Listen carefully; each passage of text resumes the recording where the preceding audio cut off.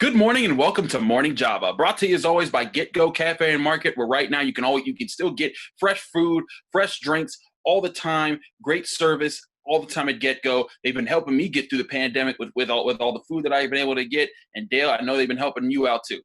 Yeah, I mean, you got to get there, and obviously they've been open throughout this whole process and providing good, quick, quality food all the way through. Absolutely. Now, Dale, before we get into like any newsy things, I want to talk about something that set all of social media ablaze for Pittsburgh, and that's that the former Ravens and Jets linebacker Bart Scott came out talking, saying that it would be disrespectful to put Troy Polamalu and Ed Reed in the same sentence. And then that was followed by Good Morning Football's crew saying, what safeties would you want to start to build a team around? And there was Bob Sanders, there was John Lynch, but there was no Troy Polamalu. What's up with the Troy disrespect? Why does this happen every year? Because they're idiots. Bart Scott's a long-time moron. He played – I mean, put it this way. If you put Joey Porter on that show, he's going to say the same thing about Troy Polamalu. That's just the way it is. People losing their minds about this stuff need to get a grip. I was in the room for the Pro Football Hall of Fame talk last year for the vote when John Lynch was on the same ballot as Troy Polamalu, and nobody of the 50 voters in that room considered John Lynch even close to Troy Polamalu in terms of being a player. That's ridiculous. Whatever idiot said that is just moronic statement. But they let these guys on TV and they allow them to say these things because, well, it gets viewers. It gets ratings, and that's why they say stuff like that. And it just seems like every time I hear, like, I've heard the Brian Dawkins over Troy Polamalu argument. And I understand if you want to say that Ed Reed was better in your mind, that's fine. But to say that they're not on the same level, there was a clear parallel. It was 1A and 1B two completely of that different era. positions. Yeah. Completely different positions. You don't compare a free safety and a strong safety. You just don't do it.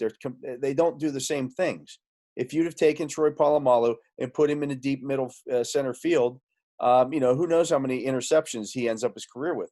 If you take Ed Reed and you put him down in the box his entire career, does he have injury issues because he's playing down there with all the big guys? It's just completely different. You can't compare the two. Just enjoy them. It's like saying Lawrence Taylor and Ray Lewis. They shouldn't even be talked about in the same sentence. It's silly. They play two completely different positions. One's an outside linebacker. He's rushing the passer. The other's a middle linebacker. He's making tackles. That's what they do. The only thing they have in common is that they have an LB by their name. All right, Dale, veterans are set to report to Steelers camp this week. It's another step forward in the process. We're seeing things inch along. But I wanted to ask you, as we're seeing across the league, certain people are starting to opt out. I know there's talk about the deadline for opting out being pushed up because the NFL wants to solidify what rosters look like moving forward. What's your takeaway from how this process has been with players making these decisions? Well, one of the reasons why the NFL wants to push the deadline up and it's going to be Tuesday or Wednesday for players to opt out is because they get some guys gaming the system a little bit. Because you can opt out as a voluntary opt-out and get $150,000 right now, that the only way you owe that back is if you don't make the team next year.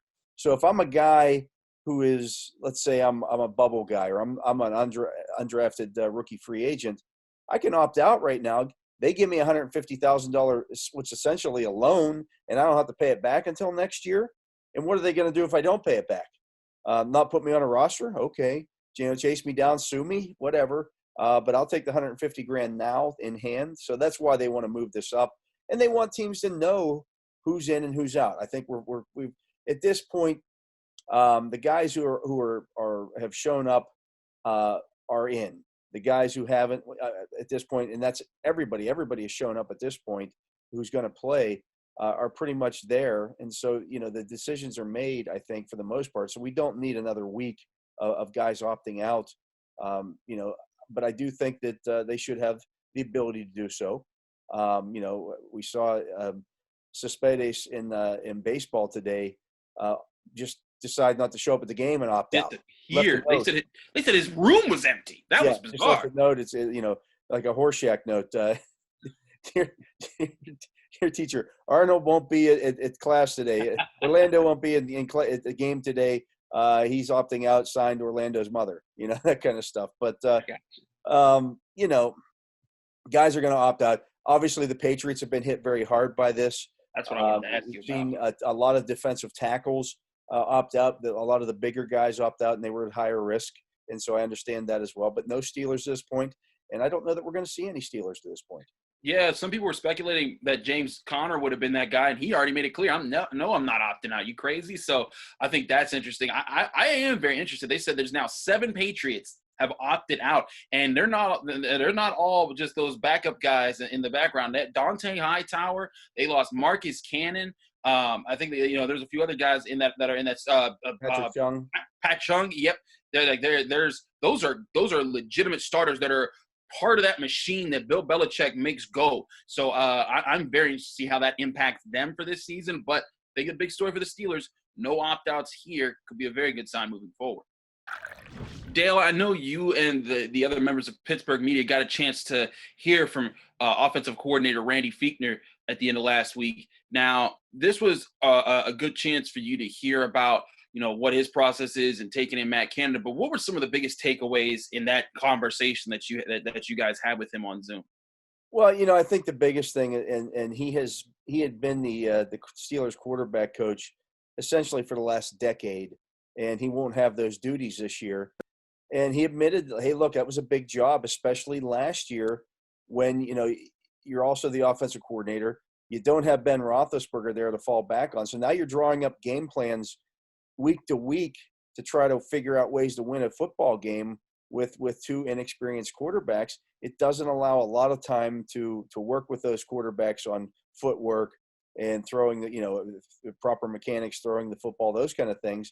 And I think, he and the Steelers both realized that they needed another set of eyes in that room, and not just in that room, but, somebody else to potentially add some outside eyes on what they're doing offensively. So maybe you bring in some more motion or whatever it might be that Matt Canada can add to it. But they've always done that. The people were thinking that simply it's always been Randy Fichtner calling the plays. That's not been the case. They take input from all of their coaches. Obviously, Fichtner, the offensive coordinator, has the final say on everything. But it really is a group effort when it comes to that. And so, Matt Canada can add that to the mix, and we'll see where it goes. I don't get the people who I understand the offensive coordinator in Pittsburgh is always the most hated man in the room.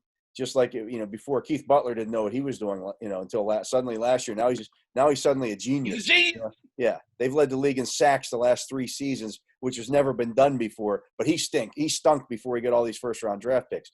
Fichtner's offense was the highest rated red zone offense in the league in the past 15 or 20 years in 2018, but he doesn't know what he's doing. These guys are NFL coaches. Yeah, right. These are NFL. But here's the thing I wanted to ask you about with that is that he went from having the best to having, I think, the worst in 2019. He's got to be excited to have Ben back. And I saw some of his comments about that. What do you think that chemistry is going to be able to reignite in this season to get that, maybe not number 1, but get them in that top 5, top 10 range of red zone efficient teams? It's all about how many points they put on the board. If you look at it, they were just under, I think, 27 points per game in 2018. That fell off 9 points per game for what they put up last year. If this team can average 25 points a game, which it's certainly capable of doing, it's going to be a very good football team and a very tough team to beat on a week-to-week basis.